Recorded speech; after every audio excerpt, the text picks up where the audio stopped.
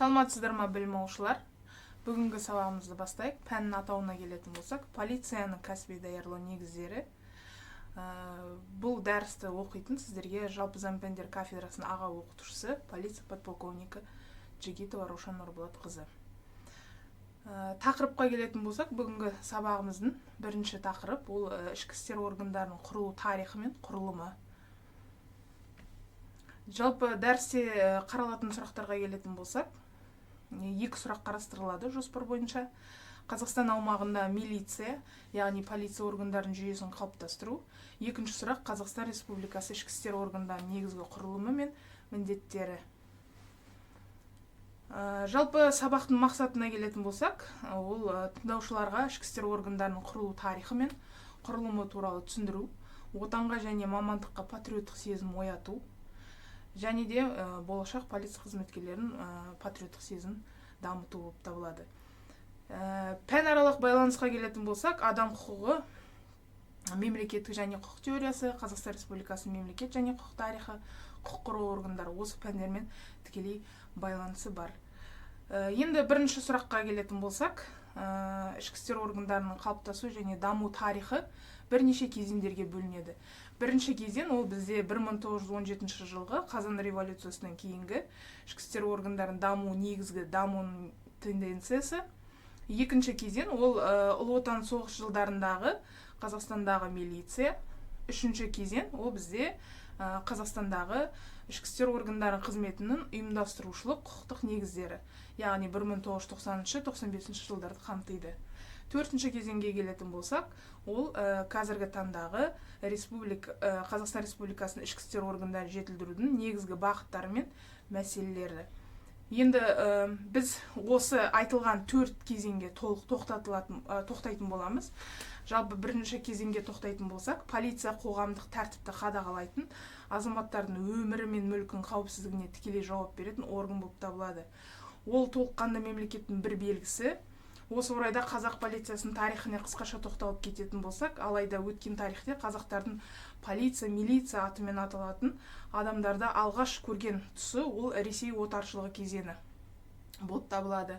Олар негізінен халықтың жарлыққа бойсынуы, патшаға бағынуын қадағалайтын болған. Сонымен қатар қоғамдық тәртіпті де қадағалап отыратын болған. Және де тарихқа қазақтың өзінің полициясы болған ба деген сұрақ жиі кездеседі. Жалпы сұрақтың туындауы себебі де заңды, яғни өткені кез келген мемлекеттің елдің ішкі тәртібін қадағалайтын, ішкі қарым-қатынастарды реттеп отыратын органдары болуы заңдылық. Онсыз мемлекет деп атауы да қиын болар еді. Осыған байланысты ескі деректерді, аңыздар мен дастандарды бір еліктеп өткізіп қарастыратын болсақ, онда хан шабарманы, ханның жендеті деген сөздер жиі кездеседі. Әрине, өткен дәуірде феодалдық қоғамдарда полиция міндеті мен бүгінгі демократия қоғамдағы полиция міндетін салыстыру мүмкін емес. Сондықтан да осы дастандарда кездесетін хан шабарманы мен ханның жендеті туралы Ресей империясы тұсында милициямен ұқсас ұғым екенін аңғаруға болады. Және де 1917 жылы 7 қарашадағы Қазан революциясының 3 күннен кейін, яғни 10 қарашада ішкі істер халық комиссариаты жұмысшылар милициясы құру туралы қаулы қабылданды. Революциялық тәртіпті сақтау міндеті осы құрылған жұмысшы милиция топтарына жүктеледі. Біздің Қазақстан территориясында алғашқы милиция отряды 1917 жылы қарашасы мен 1921 жылдар наурыз аралығында пайда болды. Яғни алғашқы милиция отрядтары халық милициясына жаңартылып, қайта құрылып жасақталды. Келесі слайдта өздеріңіз көріп отырсыздар. Нақты полиция қызметін мақсат еткен жасақ мәселесі Алашорда үкіметі тұсында пайда болды. Екінші жалпы қазақ съезі өтті. Сол жерде, яғни қазақтың милициясы құрылды. Негізгі тереңдеп қарайтын болсақ, Халел Габбасовтың жасаған баяндамасына, яғни Алаш автономиясы атындағы болашақ ұлттық мемлекеттік нығайтып бекіту үшін халықтық милиция құрылды. Яғни сол Халел Габбасов өзінің бағдарламасында атап өтті. Алаш жасағы міндетті түрде осы автономияда құрылу керек деген талап қойылды, яғни сол жылдары. Келесі слайдты қарайтын болсақ, яғни осы Алаш автономиясын құрған сол жылдарда бекітілген осы алаштықтардың талаптары орындалды деуге болады.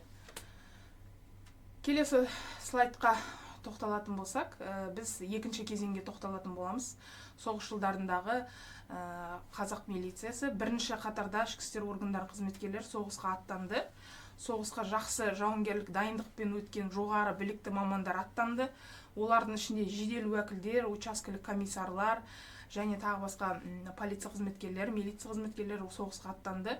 Соғыстың алғашқы айларында 25% жеке құрам соғысқа аттанып, ал 1943 жылы кейбір полиция органдарында 90-97%-ға дейін жаңартылды жеке құрам. Яғни Қазақстанның ішкі істер органынан 1941-42 жылдары қазақ жерінен 4426 қызыл армияға шақырылды, яғни майданға аттанды. Енді келесі слайдта міне көріп отқандай, біздің институтымыздың аты берілген Малкиждар Бөкенбаев та осы соғыс жылдарында майданға аттанды. Малкиждар Бөкенбаев басшылық жасаған взвод биіктікті бағындырып, жаудың 102 жауынгерін тұтқынға алады. Қарсыластарына тағы 2 рет жасалған шабуыл сәтті аяқталып, лейтенант Бөкенбаевтың өз басы осы шайқаста неміс офицерін атып өлтіріп, 5 жауынгерді тұтқынға алады. Фашистердің беті қайтып артқа шегінеді. Лейтенант Бөкенбаев ауыр жарақаттанады, бірақ жарақатына қарамастан ол өзінің алдына қойған тапсырмасын орындап, бөлімшенің қосымша күші келгенше взводына басшылық етіп, майдан даласына кеткен жоқ. Осы шайқаста көрсеткен ерлігі мен батырлығы үшін лейтенант Малкиждар Бөкенбаевқа Ленин ордені мен алтын жұлдыз медалі табысталып, Кеңес одағының батыры атағы берілді. Малкиждар Бөкенбаев Кеңес әскері мен ішкі істер органында 31 жыл, 5 ай, 25 күн қызмет атқарған. Сол себепті Қазақстан Республикасы үкіметінің 2014 жылғы 9 желтоқсанында 1287 қаулысымен Қазақстан Республикасының ішкі істер министрлігінің Ақтөбе заң институты Кеңес одағының батыры Малкиждар Бөкенбаев есімі берілді. Яғни слайдтан да көрулеріңізге болады. Келесі кезеңге тоқталамыз. Ол бізде Қазақстан полициясының шынайы тарихы, ол 1992 жылы 23 маусымда басталады. Яғни сол жылы бізде ішкі істер органдары туралы заң қабылданады. Содан бері қазақ халқының қауіпсіздігін қамтамасыз етуде, қоғам тәртібін сақтауда полицияның атқарған міндеті өте зор болды. Ел ішіндегі аса қауіпті оқиғаларды бел ортасында жүрді. Құрылған бері полиция қызметін азаматтық қоғамға сай етуге, елдің ішкі қауіпсіздігін арттыруға түсуге бағытталған көптеген шаралар жүзеге асырылды. Алғашқы ішкі істер министрі Шумов Владимир Георгиевич тағайындалды. Яғни басшылық еткен жылдар 1992-94 жылдар аралығында. Келесі слайдқа келетін болсақ, жалпы милиция латын тілінен аударылған кезде жасақ деген мағынаны білдіреді. КСРО кезінде қызмет атқарған қоғамдық тәртіп меншікті азаматтардың, ұйымдарды, кәсіпорындар мен мекемелердің құқықтары мен заң мүдделерін қылмыстан және өзге де құқық бұзушылықтан қорғайтын админ атқарушы мемлекет орган болып табылады. Қылмыстың алдын алу шараларын жүргізу, алдын ала тергеу, анықтама, жедел іздестіру міндеттерін атқарады. Және келесі слайдта біз полиция деген ұғымға тоқталатын боламыз. Ол ағылшын тілінен аударғанда мемлекеттік істерді басқару, мемлекет қала деген мағынаны білдіреді. Қоғамдық тәртіпті сақтау, қылмыспен күресу, мемлекет пәрменін орындату, халық пен мемлекеттің қауіпсіздігін қамтамасыз ету, қоғамдық және мемлекеттік құрылысты қорғау міндеттері жүктелген мекемелер мен лауазымдардың және әскерилендірілген жасақтардың жиынтық атауы деп атауға болады. Және келесі слайдқа тоқталатын болсақ, ол 1992 жылы 23 маусымда Қазақстан Республикасы жоғары кеңесі полиция қызметі мен міндетін анықтайтын алғашқы құқықтық акт болып табылады. Қазақстан Республикасы ішкі істер органдары туралы заң қабылданды. 2007 жылы 5 маусымнан бастап тұңғыш президент, яғни өзінің жарлығымен 23 маусым ол полиция күні деп бекітті. Содан бері әр жыл сайын осы күн полиция күні ретінде аталып өтіп келе жатыр. Соңғы кезеңге тоқталатын болсақ, енді келесі слайдта ол көрініп тұр. Яғни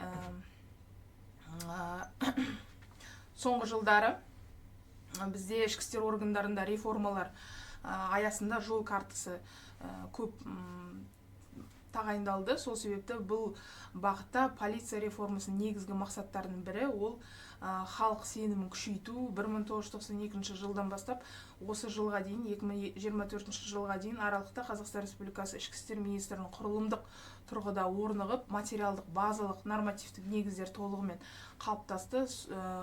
Яғни мемлекеттегі саяси, экономикалық және құқықтық азаматтық модернизация жағдайында полицияның алдында тың жүктемелері бар. Яғни сол үшін Қазақстан Республикасы ішкі істер министрлігі органдарын жаңалау жөніндегі бірнеше жол картасы қабылданды. Ішкі істер министрі Ержан Саденовтың айтуынша, бізге қойылған міндеттердің бәрі өзгеріссіз. Бұл қоғамдық қауіпсіздік қылмысты ашу, оны тергеу және сотқа жіберу. Мұның барлығын біздің қызметкерлер жүзеге асырып жатыр. Осыған байланысты менің тапсырмам бойынша 2024 жылы кадр сапасын жақсарту жылы деп жариялаймын деп өз сөзімен айтқан болатын. Сонымен қатар полиция ведомствосы полицейлердің кәсіби қалыптасуына көмек көрсету, оларды азаматтардың құқығына құрметпен қарау, тәрбиелеу, сондай-ақ ішкі істер органдарында сапалы кадр ядросын қалыптастыру мақсатында тәлімгерлер кеңесінің жұмысын қайта жандандыру болып табылады. Ардагерлердің білімі, даналығы мен өмірлік тәжірибесі жас офицерлер үшін өте маңызды болып табылады. Және де осы бірінші сұрақты қорытындылайтын болсақ, біз жалпы ішкі істер органдарының 4 кезеңнен тұратын бірыңғай жүйесін қарап шықтық. Сол себепті 18-ші слайдқа келейік.